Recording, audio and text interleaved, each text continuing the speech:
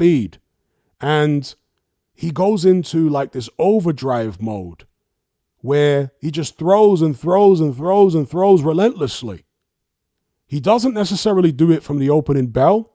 I mean, if you look at the Jared Anderson fight, for example, he starts the fight off kind of tentatively behind the jab, just looking at Anderson and seeing the moves he makes, downloading data. He's just sticking his jab out there. He's letting Anderson hit him in the body and, do whatever.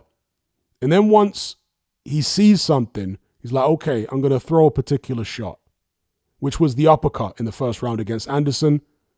Wobbled him, followed up, put him down.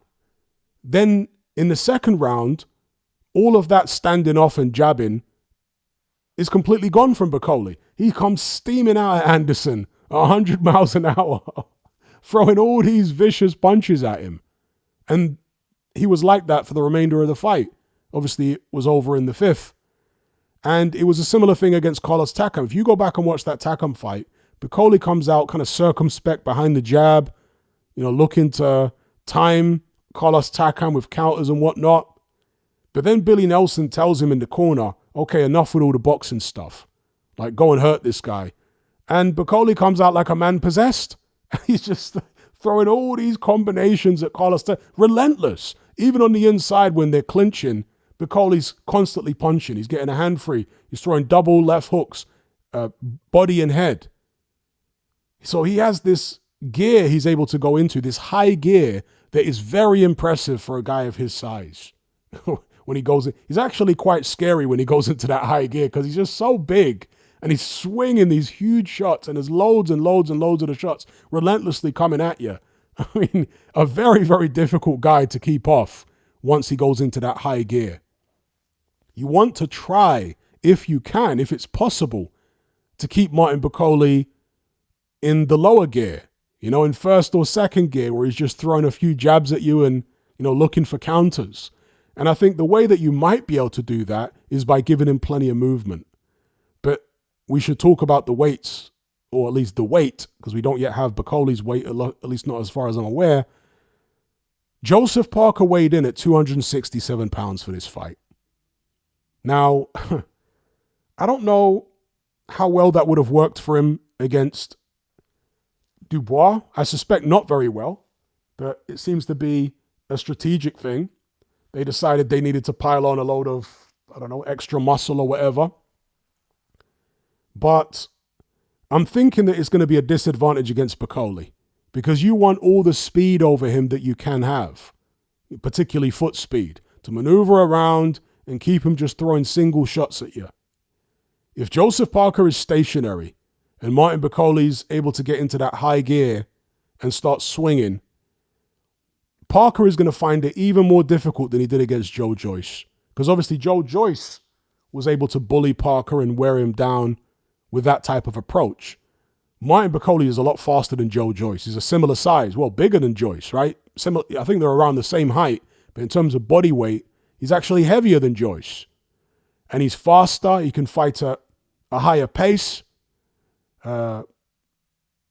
He's more creative with his offense. He throws every punch in the book, straight shots, hooks, uppercuts, overarm shots, jabs. Sometimes he'll actually jab with the right hand out of an orthodox stance, poke the right hand out a couple times, then come with a big left. So he's got very creative offense. And yeah, I think if he manages to pin Joseph Parker the way that Joe Joyce did, Parker is in a world of trouble. I'm just telling you, he's in a world of trouble if he gets pinned. He's going to need to keep moving.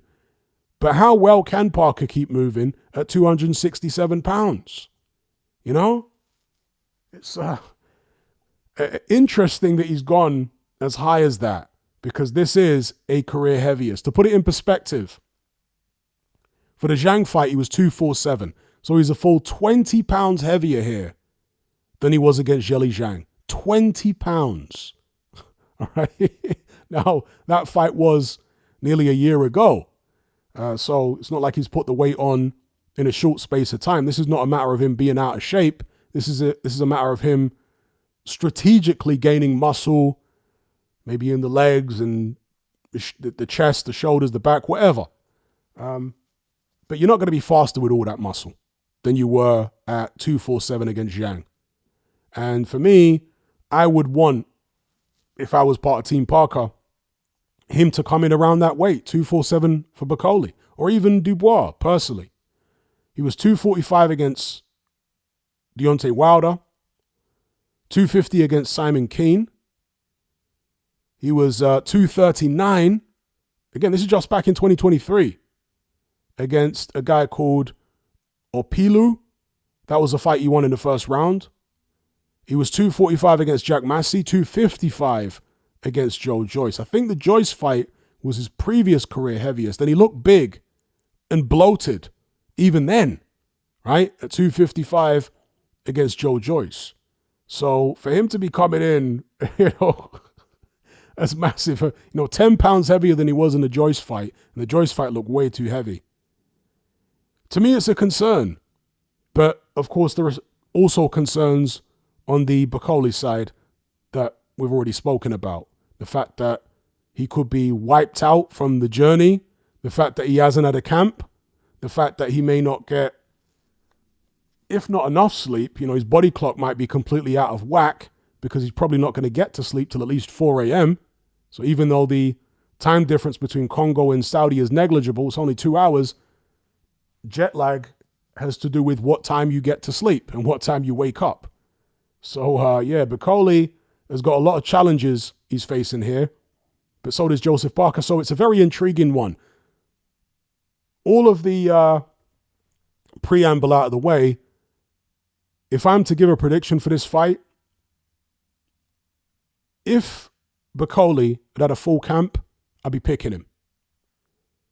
Because he hasn't had a full camp, and I don't know what type of shape he's in, and I don't know how all of these different things, the long haul traveling and the sudden nature of this fight, I don't know how all that's affected him. I have to pick Joseph Parker to win.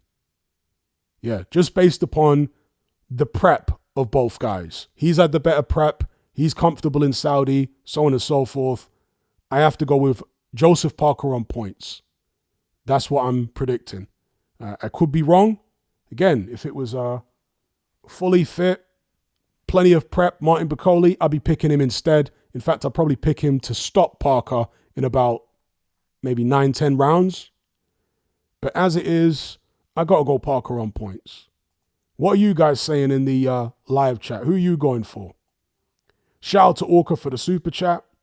He says, even if Dubois didn't pull out, what on earth was everyone else thinking bringing Parker 267 pounds in against Dubois in the first place? I completely agree. I don't know why he would come in that heavy. I don't know what the thinking is behind it. Shout out to Matt for the super chat. He says, I worry for Bakole, looks massive and hasn't slept. Indeed. It's a big challenge for him. Shout out to Striker for his super chat. He says, huge risk for Parker. A loss under these circumstances undoes the goodwill he's been getting the last couple years. Indeed. Jeopardy for both guys for different reasons, right? But yeah, if Parker were to lose this fight, I mean, it's a horrible look, isn't it? To be losing to a fat man who took the fight on 2 days' notice, who's flying halfway across the world long haul, probably jet lagged because of getting to sleep very late. And, Bakole's got to do medicals and all sorts of stuff as well. So how much sleep is he even going to get when he has to do medical and all that type of business once he arrives in Saudi? It's crazy. This is literally crazy. Do you know what I mean? Literally crazy. And as other people have said, this might be the greatest replacement for a high-level heavyweight fight since, the greatest replacement for a high-level heavyweight fight since Vitaly Klitschko stepped in for Kirk Johnson against Lennox Lewis. Yeah, this might be the best replacement